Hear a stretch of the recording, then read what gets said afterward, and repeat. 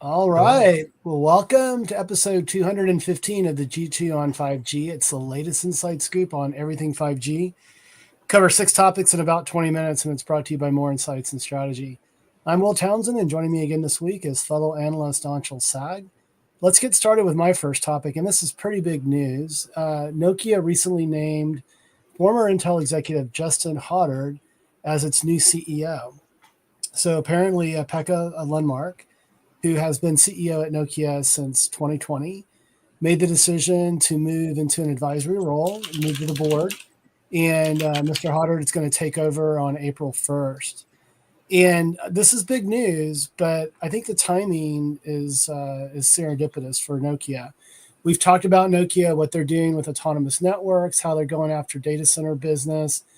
I mean, a few years ago, the company refocused its efforts on enterprise, and Hoddard brings a lot of experience from Intel to bear because he was responsible both for Intel's AI strategy as well as their data center strategy. So, from my perspective, this is great timing for Nokia, and it may allow them, to have a new set of eyes, some new leadership in place to take it to the next level.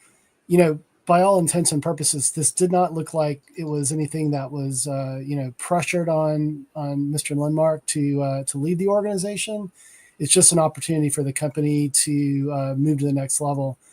Its mobile business has stabilized some. We've talked about that on prior podcasts, but Justin as well, right, Anshel? And what are your initial thoughts of this big move? Um, I think it's interesting. Uh, I'm a little bit surprised, to be honest with you. Yeah, Um, Mostly because he's only been at Intel for like a year. yeah. Um, Where was he so that before? Where was he before Intel? He was at HPE, Okay, um, and he was doing a lot of AI stuff there. So yeah, um, his position at Intel made sense to me, mm-hmm. um, primarily because he was doing AI at HPE and he moved to Intel. That made sense. Switching over to Nokia, I think, is a little bit different. Um, Obviously, he's still very much doing infrastructure and dealing with a lot of the same customers. But if anything, to me, this is a signal from Nokia that they are trying to move more in the direction of AI, and For they sure. want a CEO who understands AI better than previous CEOs. Mm-hmm. Also, he's not Finnish, which Yeah, is very different for Nokia. So this is very clearly a sign from the board that they are looking outside of their usual bubble.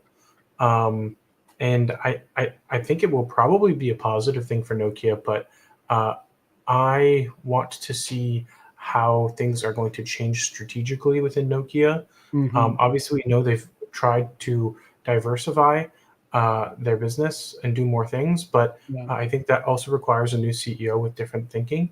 yeah. And yeah, it feels a little bit weird, but I also think that it makes sense if this is the direction I'm trying to go in. What's also interesting is that Nokia is, on a growing basis, adopting Intel into its infrastructure stack as well.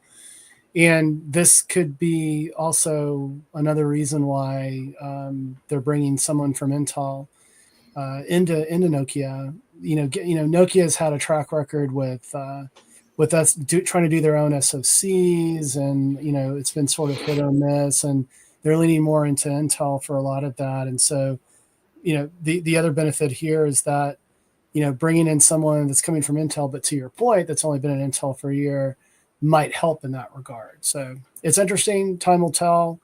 But we've been talking about Nokia on the last several podcasts, and I think ultimately this could be a very positive thing for the company. But we will continue to monitor things, and I'm sure we'll be talking about this even further down the road. But with that, let's go to your first topic and big news. Super Bowl Sunday, and unfortunately, my Chiefs, they just didn't show up. But T-Mobile showed up with SpaceX, and they had a really big announcement related to their partnership. And you want to talk more about that? Yeah, so we teased this a little bit on We, last week's podcast. We weren't able to talk about it because we were under NDA, and now we're able to talk about it. Initially, when I wrote this up, it was 451 satellites. They're now up to 464 as of today. Yeah. I think that's going to be a continually updating number as more satellites go up. I think they just had a launch in the last couple days, so that was on a Falcon Heavy rocket, and that makes sense. Basically, they did some Super Bowl ad.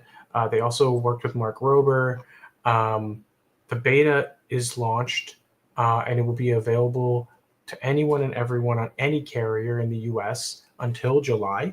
Up until that point, it will then be a $15 a month service for T-Mobile customers and $20 a month service for non-T-Mobile customers. And you and I have pretty much gone over all the details. I plan on actually doing a write-up about this.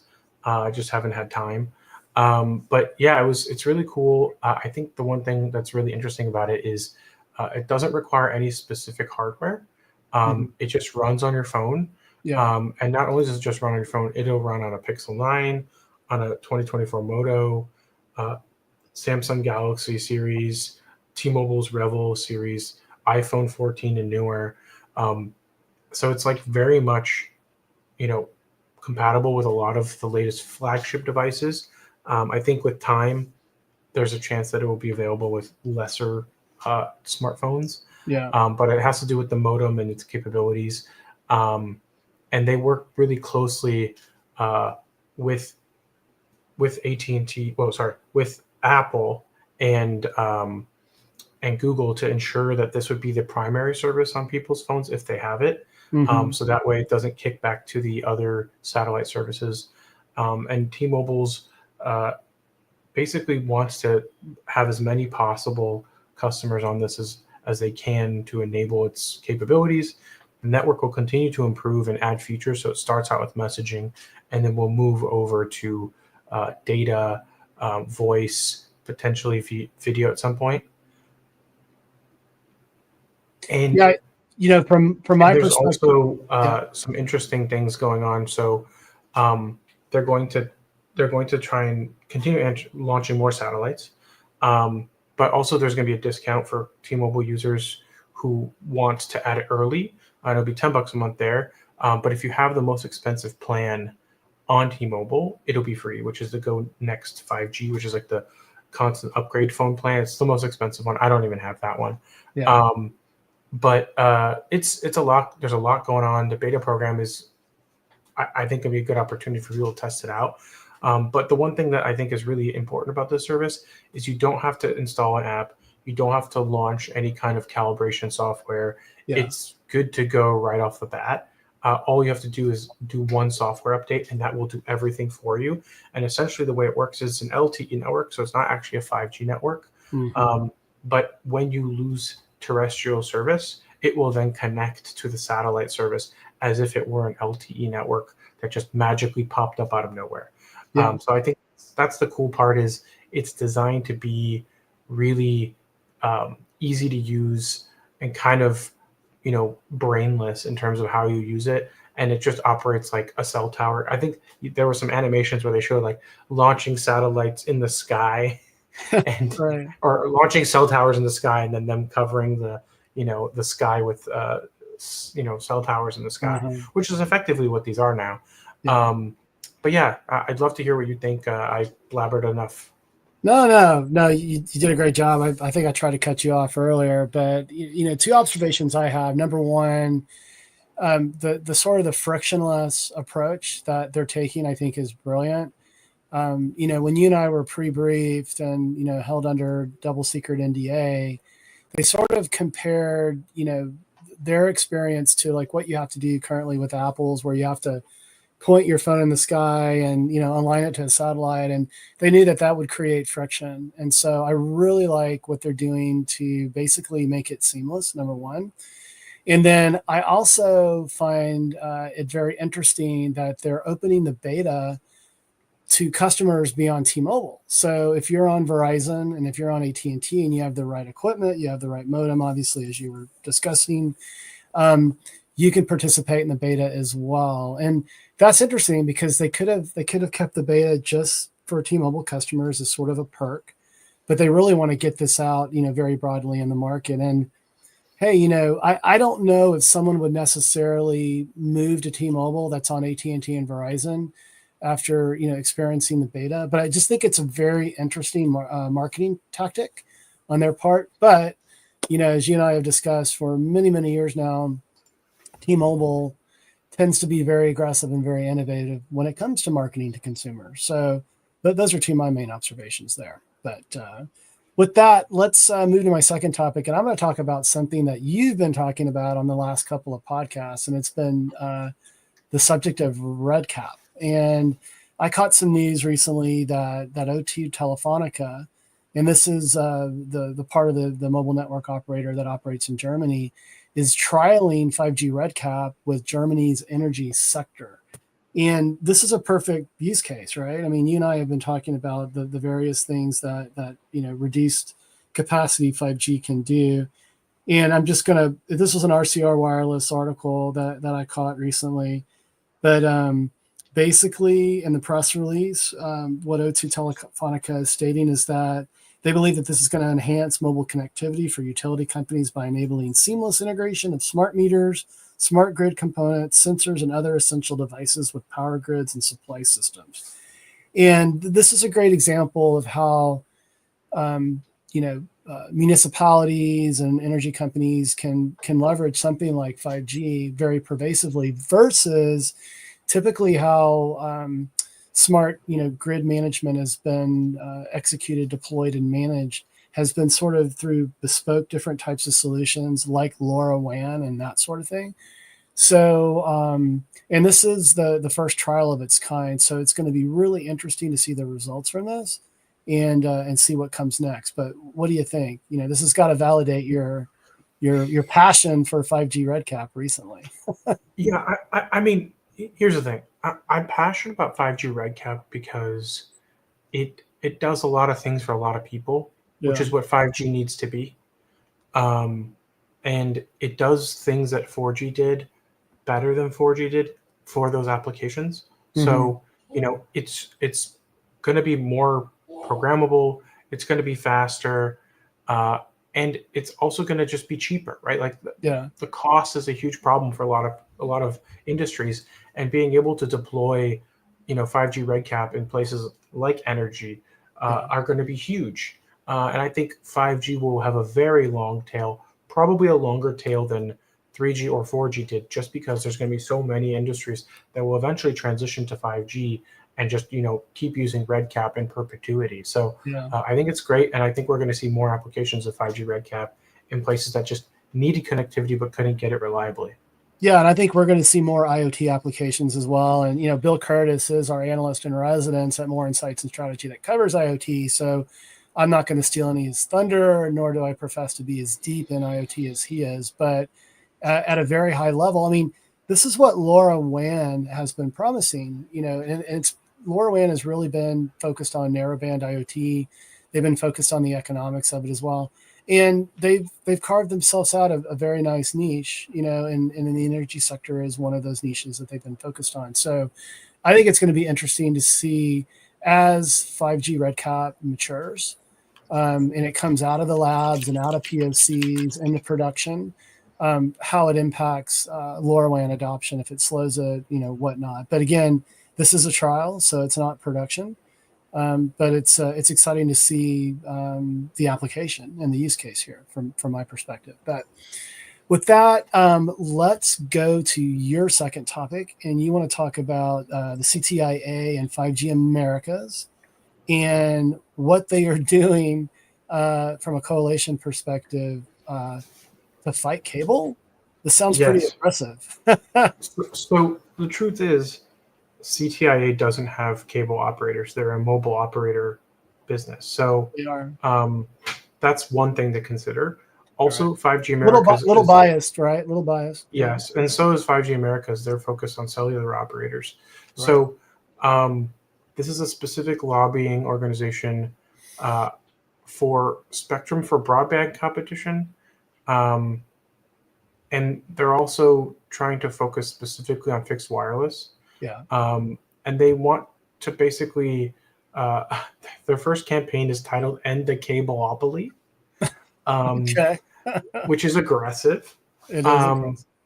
But truthfully, they have shown time and time again that fixed wireless is creating real competition for cable, Yeah. and that the cable industry has been inherently anti-competitive in so Right. many ways. Oh, Um, for sure. and if you look at how quickly these cable operators suddenly have friendly pricing when they have competition, it's amazing and it's awful. And I think it's just one of those things where uh, there was this hope and dream that AT&T Uverse was going to do that with a Right. lot of these cable operators, and in some places it did. But Google Fiber also tried to do the same thing, and in some places it did. But Right. fiber is expensive to dig, and it hasn't really manifested itself particularly well. However, I will say in places where AT&T fiber exists, cable is much more affordable and Yep. pricing is much more competitive. So, Isn't that crazy? um, I think fixed wireless is a good alternative to that, where fiber might not be deployable or the economy of scales don't work, whatever it might be. Nevertheless, we know fixed wireless is working because one, Spectrum and Cox and Charter are and Comcast are actively, fighting T-Mobile fixed wireless and Verizon fixed wireless services, and Yeah. they have ad campaigns against them. And let's be real, if it wasn't working, they wouldn't have those ad campaigns. So, Exactly. and we see the subscriber numbers keep growing for fixed wireless. That said, there are weaknesses of fixed wireless, cell coverage being one of them. Right. Um, but there are a lot of places where having a router in the window may not be ideal.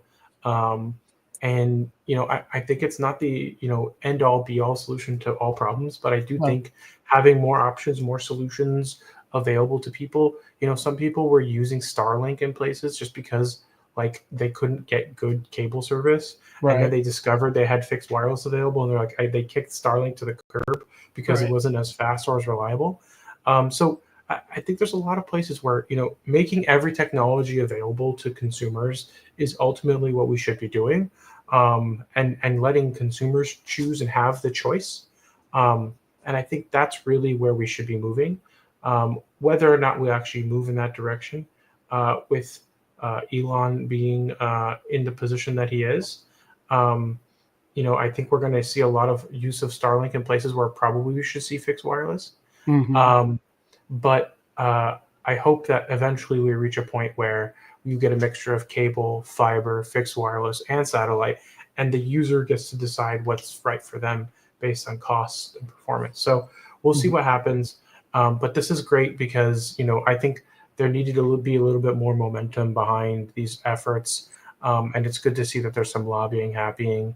And the truth is, the cable companies have, they've been around so long that their lobbying is very heavily entrenched, Yeah. and that there needs to be regulatory competition as well. I have a huge opinion about this.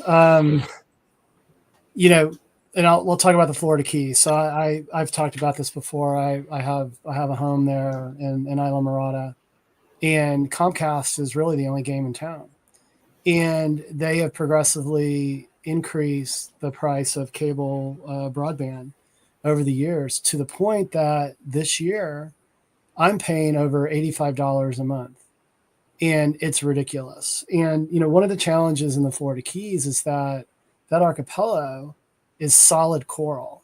So think about the difficulty in trenching fiber. And you cannot go aerial because it's a hurricane risk area, right? So cable has had a monopoly in that part of Florida for many, many years. But now, guess what? AT&T, their air service is now available in the Florida Keys.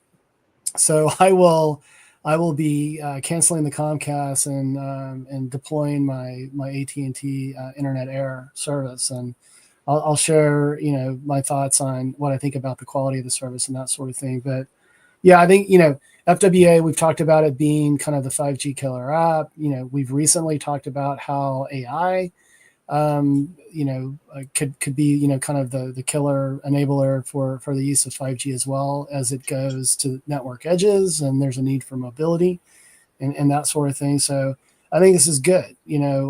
Big cables need to be challenged, and one of my other frustrations has just been on just the outages, right? So I mean, there are cable cuts. It seems like every week down there, and even though I don't spend the majority of my time down there, I get alerts almost once every 2 or 3 weeks that there's an outage. So yeah, I'm just again, I'm very passionate about this. It's great to have alternatives. That drives competition, that drives innovation. I'm hoping at some point we get fiber, but it may be quite some time before we do. But anyway, that's my opinion on things. So, but I'll be a lot more succinct on my third and final topic. I want to talk about Ericsson and what they're doing to deploy a private cellular network across 68 Texas counties. And as our viewers and listeners, our regular viewers and listeners know, I live in Bastrop, just outside of Austin. I'm a Texas native. I've actually talked about this on a prior podcast. So this is with the Lower Colorado River Authority and what they do to manage energy and water and that sort of thing. So about a year and a half ago, there was a very small pilot to determine the feasibility of doing this. Well, now this is the news that it is going into production. So this is pretty exciting. Again, Ericsson is going to lead this, and this is going to happen, over the course of this year and next year. And it's a pretty large Texas utility. More than 30 retail utilities, 40 national parks are going to be covered by this private network. I'm personally excited about it because in Bastrop, I live near the Colorado River, and there's a lot of opportunity to fish and hike and do all of that. And even though we do have cell coverage, it is spotty at best along the river there. So I think it's exciting. It's a great use case and demonstration for the power of cellular networking just from a coverage perspective. What do you think, my friend? I mean, one of the challenges in national parks is just this. I mean, do you think this is something that we're going to see at the Grand Canyon, Yosemite, where you live in California? No, but yes. Okay. No, because I think the way you're talking about it sounds very consumer. Yeah. But this is a private 5G network, so I think this is mostly going to be for park rangers, for utilities, whoever might actually need to use connectivity for work purposes in those areas. It's decidedly back office support, but Yes, I do that's envision one other thing I wanted to clarify. Yeah, but I do envision that at some point as capacity increases, that it could also be used by people that frequent parks and that sort of thing. Sure, you could pay for like a $5 day pass or something. Yeah, we could see that. I just maybe the operators will work together to boost coverage and things like that if it starts to be successful. We'll see, but I think this is an opportunity to improve coverage in places where it's not good, and increase applications. Maybe it offers emergency services. There's a lot of things I can think about with a private network that I think would be really useful. Sure. But yeah, it sounds like it's a really fun thing that could be now commercial. So I would love to see like a list of who's who and what is being deployed. So maybe you can share that with us. But it sounds like it's a really interesting application for private 5G. Yeah, I'm going to dig into it further. Ericsson does have a pretty large presence in North Texas, outside of Dallas, and I'm gonna be working with the team there to determine if I can get some time with the LCRA to learn more about this. Maybe do a field trip and report back on what I learned. So good stuff. Well, let's hit your third and final topic. And I know what I know a little bit about what you're going to discuss here, but you want to discuss Orange and its partnership with Mistral. With respect to AI use cases, and I know about it because I just got back from Amsterdam, and Cisco is also a part of all of this. But I don't want to steal any of your thunder and let you share the details with our viewers and listeners. Yeah, this is a big part of Europe's AI push, working with Mistral, which is obviously a European company as well. Honestly, France seems to be the most forward thinking when it comes to AI in Europe. Yeah. Um, and Orange is a big French carrier, and Orange has 300 million customers worldwide. Orange is the carrier I use when I'm in France. Mm-hmm. Um, and yeah, I just think this is a really interesting collaboration. It's gonna take advantage of all of the different things that Mistral has to offer, and I think it will kind of bring together one of the world's leading operators with one of the world's leading AI companies to help Europe kind of catch up on AI. And I think this is one of the reasons why we maybe saw Europe kind of slow down on AI regulation as opposed to, plow forward, because I think they are realizing that it's a very fast moving space, and regulating it a little too aggressively too early is a mistake. Yeah. That's what I believe. I think we should have regulation. I think the Biden administration was doing a good job of trying to at least put some guardrails in place. But the reality is that things are moving fast, and I think it's great to see Orange being one of the leaders in partnering with Mistral. Doing stuff like generative AI, live intelligence, turnkey offerings, featuring the Codestall platform, Mm-hmm. um, which is their LLM, and then they're also going to do stuff with Orange Business, um, and yeah, it's really interesting. The one thing I love is that they have a product called Lay Chat, which is Mistral's product, but it fits perfectly with Orange as well. Yeah. Um, Sorry, they call it Lay Chat Pro, but whatever, it's They still funny. chat. But yeah, I think this is a big deal for both companies, and it's a kind of like a vote of confidence in France's ability to be competitive. They, really, I agree with you. France is really leading the charge within the European Union on AI investigations. And it's smart because when you look at who's leading and driving the bus, it's really the United States, right? Obviously, with NVIDIA, with OpenAI, with all of these startups, Project Stargate, we've talked about that. But I got a question for you, Mistral. Can you spend just a little bit? I mean, can you spend a little bit of time on their depth? I mean, you talked about Gen AI, you talked about some other use cases. It's a company that our viewers and listeners may not be familiar with. Yeah, I mean it's probably one of the top AI LLM providers. Okay. Um, they have frontier models, they have AI infrastructure, Okay. they have AI tooling, they have Lay Chat.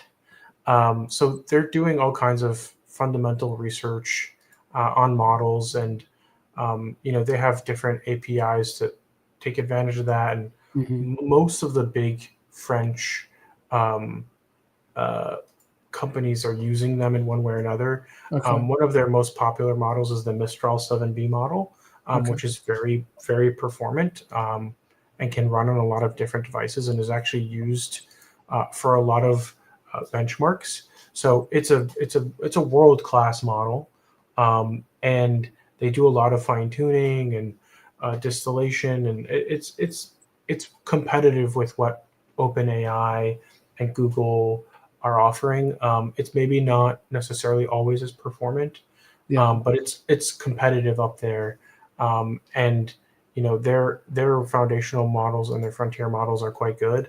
But the big ones are Codestral and Mistral large, and then they also have a Mistral 3B and a Mistral 8B. So um, These are different parameter models, right? yes, Yeah. Yeah. yes, Yeah. and that's how big they sit on memory. So Yeah. obviously, you can't have a really large 100 billion plus parameter model sitting on a client device that has No. to sit in the cloud.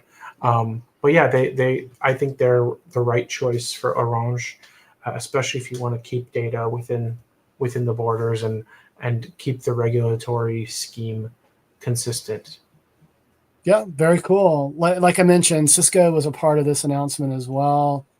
I might, when we edit the podcast, we might drop a link in there. I believe it was around what Cisco is doing around AI defense and that sort of thing, guardrailing these models and model validation and that sort of thing. But we'll drop some additional context into the edited version. since we're live now on these and we've got no net to catch us. So, well, hey, buddy, it's been another great podcast. I'm in Kansas City this week. It's going to be -10 tomorrow. I don't know why I let my wife drag me to Missouri in the middle of the winter, but pray for me. We drove from Texas 12 hours. We head back Friday. I hope it's a lot warmer in San Diego as well. You drove the wrong direction. You should have been going I to know, Florida. dude. You drove to Kansas City. I know. It's 70 degrees here. I'm wearing Oh, shorts. I'm oh, not man. complaining. Oh, man. I'll be in New York next week though, Cool. so I'll have to wear my coat for that. But I think we hope our viewers and listeners found this week's topics interesting. If anyone out there would like to provide insights on a specific 5G topic for a future podcast, please reach out to us on social media. Will is at Willtown Tech, and I'm at Anshel Sag. We hope you have a great week, and please tune in again later this week, hopefully. So don't forget to rate and subscribe.